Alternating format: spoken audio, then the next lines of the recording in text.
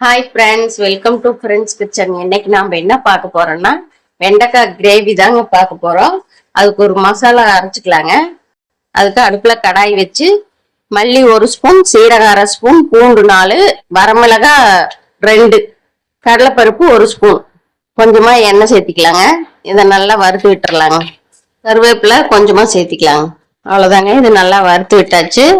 இது மிக்சி ஜார்ல போட்டு அரைச்சிக்கிட்டு வந்துடலாங்க. அதே கடாயிலேயே எண்ணெய் கொஞ்சம் சேர்த்திக்கலாங்க. வெண்டைக்காய் 1/4 கிலோ எடுத்து வச்சிருக்கிறேங்க, அதை சேர்த்திக்கலாம். இதையும் நல்லா வறுத்து எடுத்துக்கலாங்க. வெண்டைக்காய் பாருங்க, இந்த அளவுக்கு நல்லா வதங்கி வந்துருச்சு. இப்ப வேற தட்டுக்கு மாத்திக்கலாங்க. அதே கடாயிலேயே இன்னும் கொஞ்சம் எண்ணெய் சேர்த்திக்கலாங்க. சோம்பு 1/4 ஸ்பூன் சேர்த்திக்கலாங்க. கருவேப்பிலை 1 இனுக்கு, பெரிய வெங்காயம் 1 கட் பண்ணி வச்சிருக்கிறேங்க, சேர்த்திக்கலாங்க. இதை நல்லா வதக்கி விட்டுறலாங்க. வெங்காயம் இந்த அளவுக்கு நல்லா வதங்கி வந்துடணுங்க. தக்காளி 3 தக்காளி கட் பண்ணி வச்சிருக்கிறேங்க, அதை சேர்த்திக்கலாம். உப்பு தேவையான அளவு சேர்த்திக்கலாங்க. இதையும் நல்லா கலந்து விட்டுறலாங்க. தக்காளி நல்லா மசிஞ்சு வரணுங்க. நல்லா பழுத்து தக்காளியே போட்டோம்னா கிரேவி சூப்பரா இருக்குங்க. இந்த அளவுக்கு நல்லா கலந்து வச்சுட்டு மூடி போட்டு மூடி வச்சிடலாங்க. ஒரு 5 நிமிஷம் அது வதங்கி வரட்டும். அடுப்பு கொஞ்சம் சிம்ல வச்சிருங்க.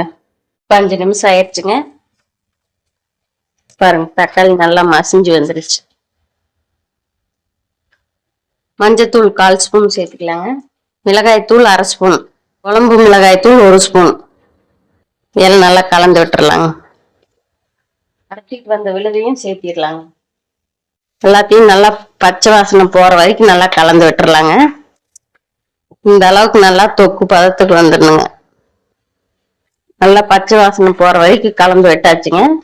வதக்கி வச்சிருக்கிற வெண்டைக்காவை சேர்த்திக்கலாங்க. சேர்த்து இதையும் நல்லா கலந்து விட்டுறலாங்க. கொஞ்சமா தண்ணி 1 டம்ளர் சேர்த்திக்கலாங்க. தண்ணி சேர்த்தி நல்லா கலந்து விட்டுறலாங்க. கலந்து விட்டுட்டு மூடி போட்டு மூடி வச்சிடலாங்க. இது ஒரு 5 நிமிஷம் நல்லா வெந்து வரட்டுங்க. பாருங்க, வெண்டைக்காய் கிரேவி சூப்பரா ரெடி ஆயிடுச்சுங்க. இது இட்லி, தோசை, சாதம் எல்லாத்துக்குமே சூப்பரா இருக்குங்க. சப்பாத்தியோட தொட்டு சாப்பிட்டாலும் சூப்பரா இருக்குங்க. இந்த மாதிரி ஒரு டைம் ட்ரை பண்ணிட்டு எப்படி இருந்ததுன்னு கமெண்ட்ல சொல்லுங்க. இந்த வீடியோ உங்களுக்கு பிடிச்சிருந்தா லைக் பண்ணுங்க, ஷேர் பண்ணுங்க. சூடான சாதத்துல வெண்டைக்காய் கிரேவி போட்டு பிணைஞ்சு சாப்பிட்டா அவ்வளவு சூப்பரா இருக்குங்க.